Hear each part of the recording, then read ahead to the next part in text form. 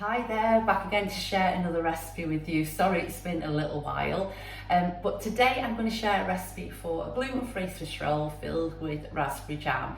It's a nice, easy recipe. You actually only need 3 ingredients to make the sponge, so I'll just get on and share how I make one. Okay, so firstly I'm just going to prepare a tray. I'm going to put a link below within the description for everything that you need, so for like the size of the tray and everything like that. So but this one's a really good baking tray that I like. It's like a heavy gauge baking tray, so that's brilliant. And I'm just going to line it, so I'm just going to grease it just with a little bit of butter from my dedicated gluten-free butter pot.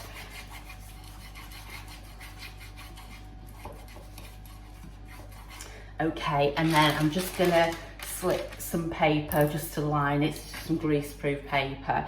And what I do is just snip the corners there, just quick and easy. Just makes it sit in a bit better into the tray. So then just press it down like that, and that just gives you nice edges. It just quick and easy. That's how I line most of my trays, like that as well. Okay, so that's that. So then into a bowl, I'm just going to put 3 eggs. As I say, the full recipe will be over on the blog. The one I've got on the blog, I actually use lemon curd in the recipe on there, but you just switch it for jam. Okay, so that was just caster sugar, then I pot into the bowl, and then I'm just going to whisk this until it's light and fluffy. And I just use the electric hand whisk for me, but if you've got a stand mixer, that's brilliant.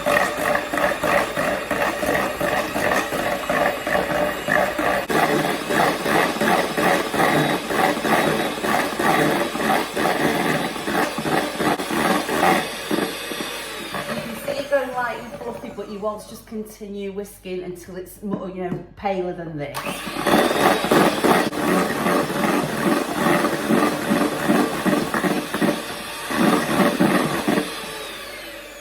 So once it gets to that stage where it's leaving a trail in the mixture, then that's good to go and it's ready for you to add the flour. So I'm using gluten-free self-raising flour today. And the one I'm using is from Asda. I don't always sieve my flour for recipes, but for this I think it's really good to do that because it just makes it lighter. So anything that you want to be lighter, it's always good to sift through. And then just gently fold that into the mixture. You can use either a spatula like this or a metal spoon is really good as well, and then just cut through the mixture. So you don't want to knock the air bubbles out. So just bring it up and then just get all the flour in there. But say just gently, because what you don't want to do is all that hard work from the whisk. You don't want to knock that flour out, but also at the same time you do want to get all the flour mixed in. So say just cut through. At college you taught us to do a figure of 8, and that's what I tend to do. So say just incorporate from the bottom as well, just to get that in. And once it looks like all the flour has been mixed in, then that's great, that's ready to go there. So that looks like that's good to go.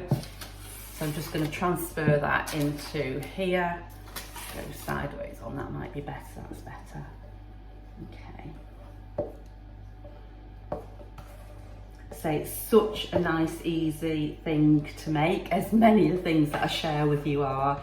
And this is a really good recipe for, if you want to do like a nice light strawberry gatto, this is a good sponge to make for that as well. So again, rather than sort of patting it out, I tend to then roll it into the sides. Because again, you're not sort of batting out all the air as well. As I say, that's how quick and easy. I didn't have the mixer on the whole time. Well, I didn't have the video on the whole time I did the mixing, so obviously you don't want to hear my mixing. But then that is it. Just give it a little shake to level it out. Maybe just looks until you know it's level. And then that's it. That's ready to go in the oven. So I'm going to bake that and then I'll get some bits and pieces ready so it's ready to roll when it comes out. I'm just going to pop this in the oven now. So while the sponge is baking, I popped together a piece of greaseproof paper and I've sprinkled that now with some caster sugar. And then in this bowl, I'm just going to pop some jam and just mix that up. Well, not mix it up, but just soften it. Because this is going to go directly onto the sponge. I'm going to put a little bit more in because I think it will need more than that. And then just make that, I mean, if you find that the jam doesn't go soft like that, like this one is, then you can just heat it gently as well. But I find like this jam, it's my absolute favourite, the Bon Mammon, and that, you know, that just blends down really well, so it doesn't need heating up. That's absolutely fine as it is. So this is all good to go.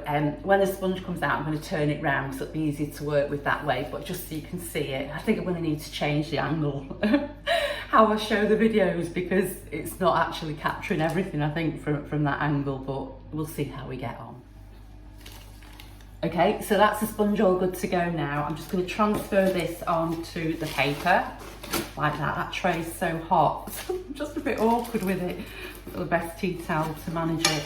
Okay. As I say, you do just need to work quite quick for this. I am just going to turn it round. I'm realising you might not capture it all, but it's just going to be easy to work that way. And then all I want to do is peel the paper off here. Same as you do just need to work quickly, but if all else fails and it's a bit broken up, then it can always work with custard. Okay, so that's how it looks like that. Just going to make a slight indentation there.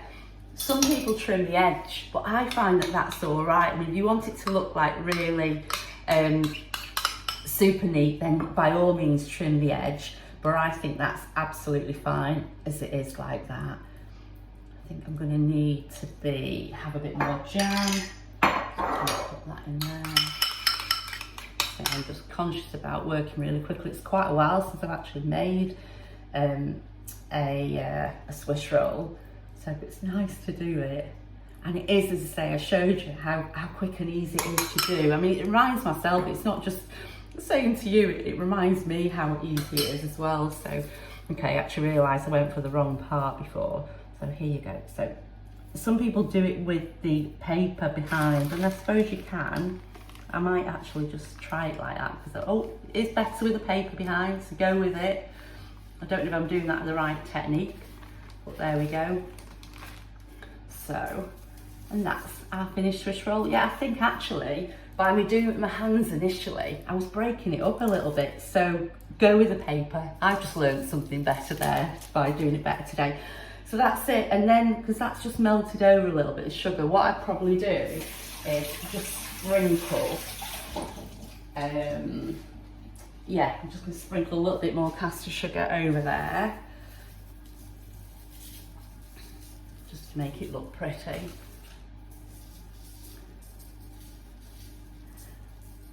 And that's it. That's the finished Swiss roll. So let me just take the camera off so I can show you. Okay, so that's how it looks now. I know it looks a little bit messy and we'll trim the edge afterwards, but I'll show you what it looks like on a plate.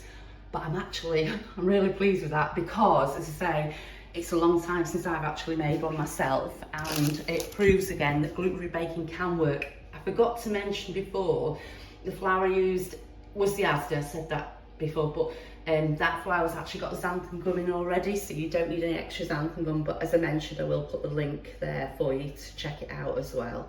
Okay, so that was my Swiss roll recipe. Felt like I was a little bit rusty today sharing that recipe with you, but that's because I've not done a video for a while, and when I've had a gap, I always find it a little bit harder to get back on and be in front of the camera. Anyway, the main thing is that you found the recipe helpful and it's made you want to go and make it. And as I mentioned before, the full recipe is over on my blog, and the link for that is in the written description below. So hopefully it's not too long before I'm back again to share another recipe with you. But in the meantime, take care and bye for now.